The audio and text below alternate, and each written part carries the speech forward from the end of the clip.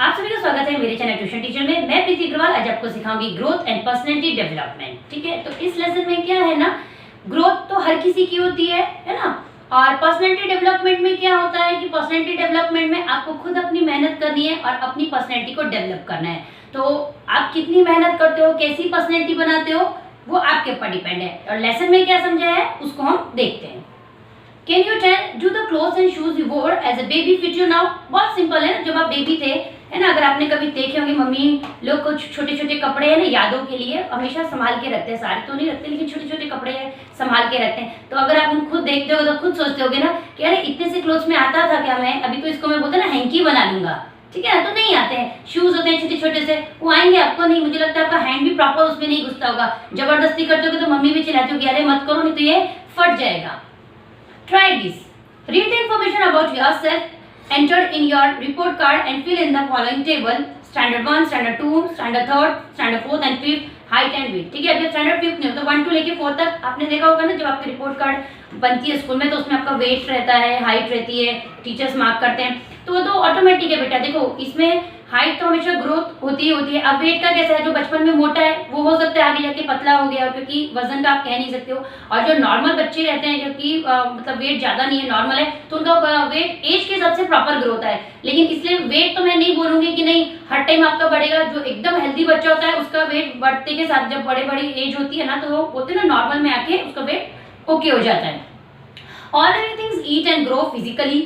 Similarly, we too grow in height and weight from birth to adulthood. You will see this also from the information that your friends enter about themselves. Some of them will be more than you in height or weight, while some will be less, but they will all have gained in height and weight since they were in standard 1 or 2. This is because the first 18 years are the growing years for all boys and girls. अब देखो जितने भी हम living things हैं है ना, तो हमको खाना चाहिए तो और हमारी हाइट ग्रो होती है, वेट भी बढ़ता है। तो वेट तो कैसा है कि आपकी बॉडी के ऊपर डिपेंड है। कभी कभी तो कैसे बोलते हैं ना कि ये तो 18 इयर्स तक दिखाया है, लेकिन नॉर्मली कितने, जैसे अभी मैं फॉर एग्जांपल मेरी एज का ही पकड़ो तो ये कोई गारंटी नहीं है कि मेरी अभी वेट मेरा नहीं बढ़ेगा या आगे मेरा वेट नहीं बढ़ेगा या मैं पतली होंगी या मोटी होंगी। ये बॉडी के ऊपर भी डिपेंड रहता है कि आपकी बॉडी कैसे है ना। तो वो वेट का तो नहीं बोल सकते, लेकिन अभी इस एज पे मेरी हाइट नहीं बढ़ेगी, जितनी मेरी हाइट है उतनी ही रहेगी है ना। इसीलिए वो लोग बोल रहे हैं कि जो बच्चे होते हैं ना, बच्चों से लेके बड़े तक में उनकी हाइट बढ़ती है, उनका वेट बढ़ता है, लेकिन सिचुएशन डिपेंड है, इसलिए बार बार मैं वेट का बोलती हूँ।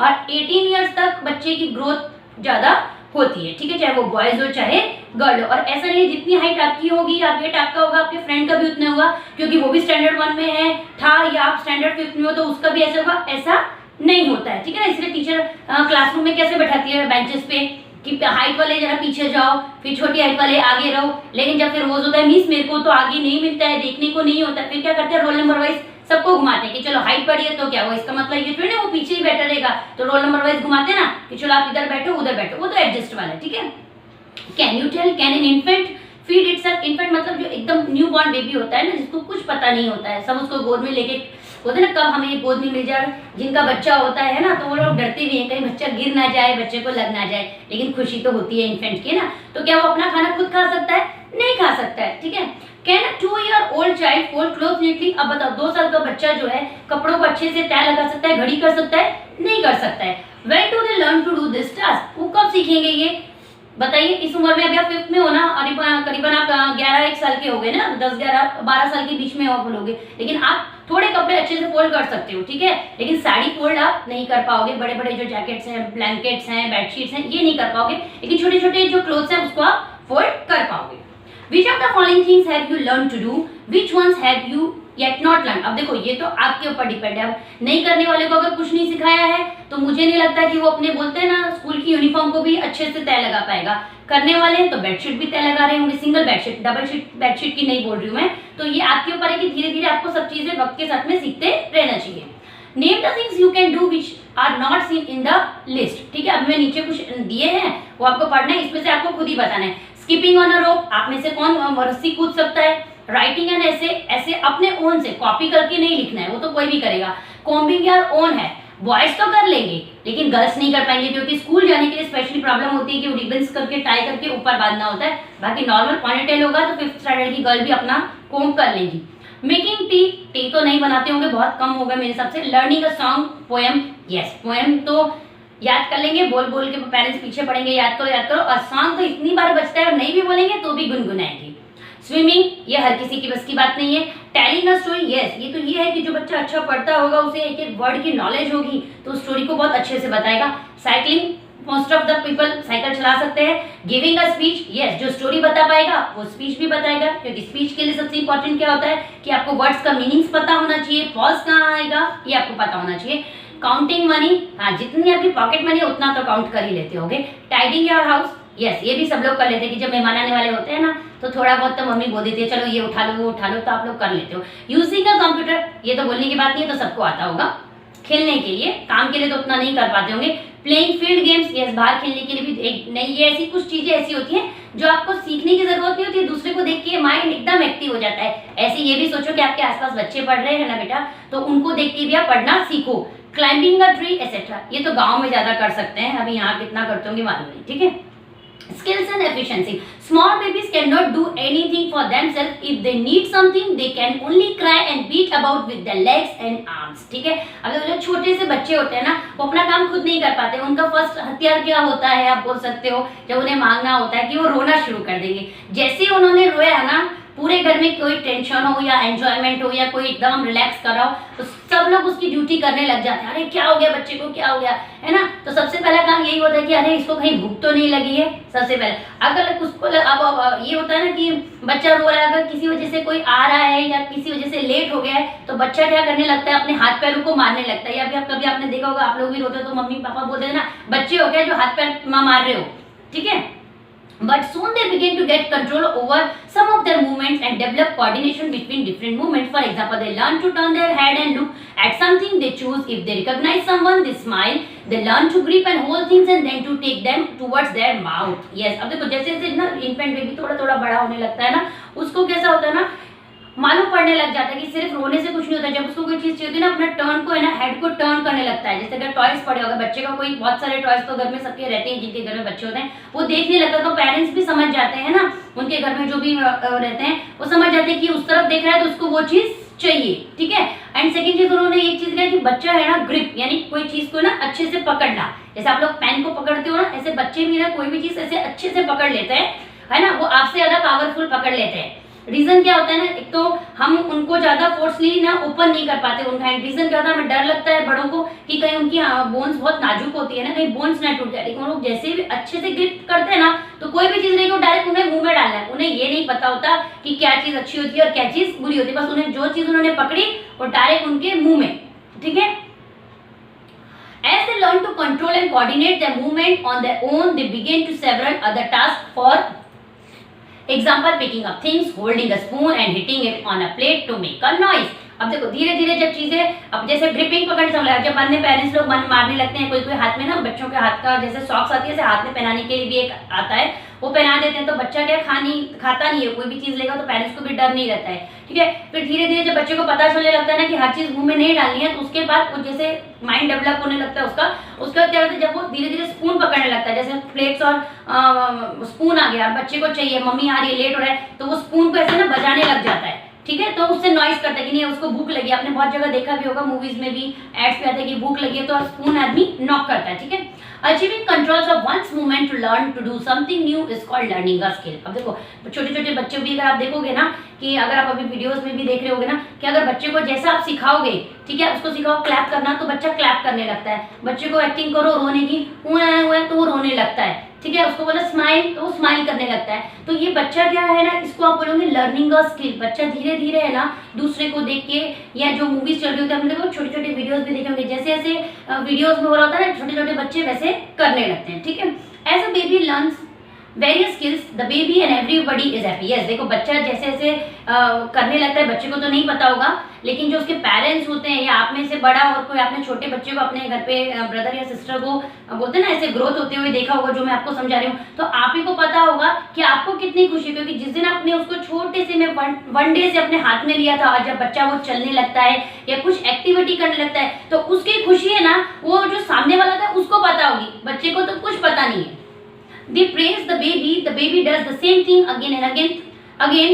Thus she gets a lot of practice with those skills and her strength also builds up. अब देखो इसमें इन्होंने she लिखा है गर्ल के लिए, ये बॉय के लिए भी हो सकता है। देखो जब बच्चा कुछ अच्छे से कर रहा होता है ना, जब बच्चा देखो चलने लगता है या वॉकर में ही चलता है, तो हम लोग उसको और थोड़ा दूर दूर जाते हैं, आगे आगे की तरफ बुलाते हैं कि बच्चा और अच्छे से चलने लगे, ठीक है। हम उसको प्रेस करते हैं, यस बहुत अच्छा। हम ऐसे नहीं बोलते क्या चल रहा है, ऐसे बोलते हैं क्या, ऐसे नहीं बोलते हैं, ठीक है। तो इससे क्या बच्चा जब खुश होता है वो और चीज से करने लगता है, लेकिन जब इतना फास्ट करता है तो लगता है कि वॉकर से पलट जाएगा, फिर धीरे धीरे वॉकर को हटा देते हैं।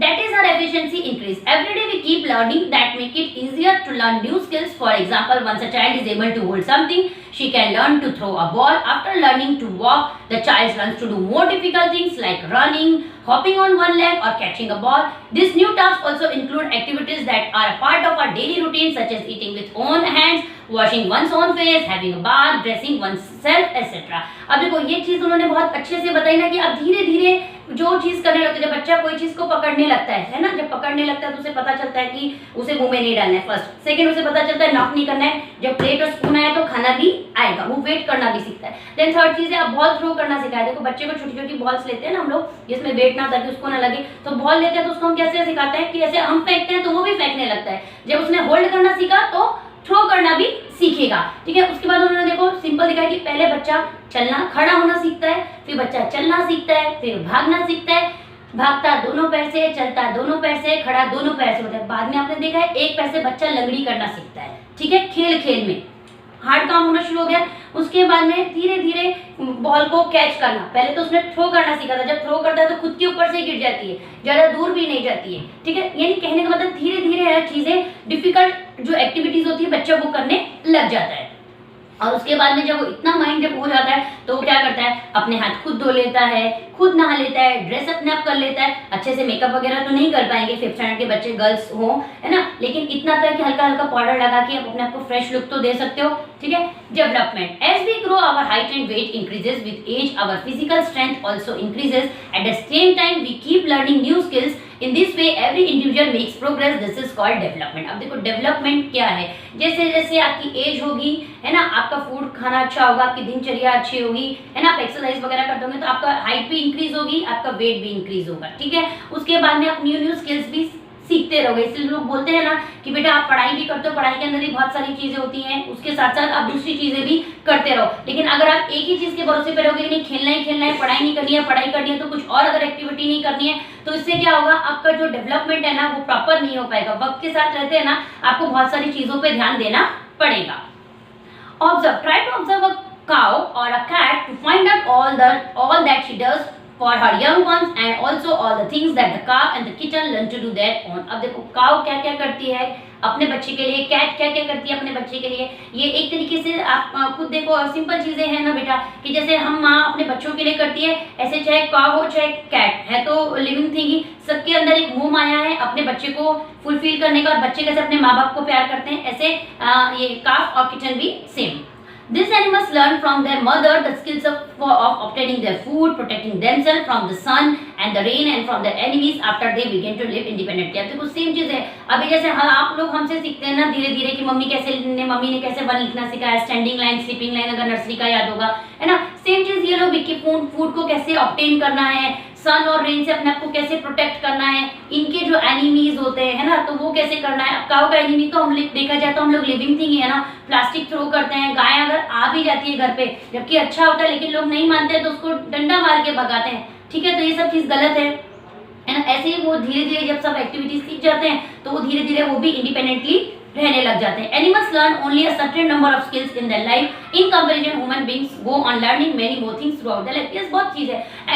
एनिमल्स को क्या याद करना है कि उनको कैसे सन और रेन से प्रोटेक्ट अपने आप को करना है, एनिमल्स से कैसे बचना है, फूड कैसे ऑब्टेन करना है, उनके पास ज्यादा चीज नहीं है। लेकिन हम ह्यूमंस के पास बहुत सारी स्किल्स हैं जो हम लर्न कर सकते हैं, अपने आप को बहुत अच्छे से डेवलप कर सकते हैं। सिर्फ उसके लिए आपको मेहनत करनी है, आलस नहीं करना है और आपके अंदर एक पैशन होना चाहिए कि नहीं मुझे कुछ करना है, तभी आप कुछ कर पाओगे, वरना तो कुछ नहीं कर पाएंगे। लेसन ये काफी बड़ा है, मिलते हैं नेक्स्ट लेक्चर में। अगर वीडियो अच्छा लगा तो वीडियो को लाइक करिएगा, शेयर करिएगा, यूट्यूब पे देख रहे हैं तो चैनल को सब्सक्राइब करिएगा और फेसबुक पे देख रहे हैं तो फॉलो करिएगा। Thank you.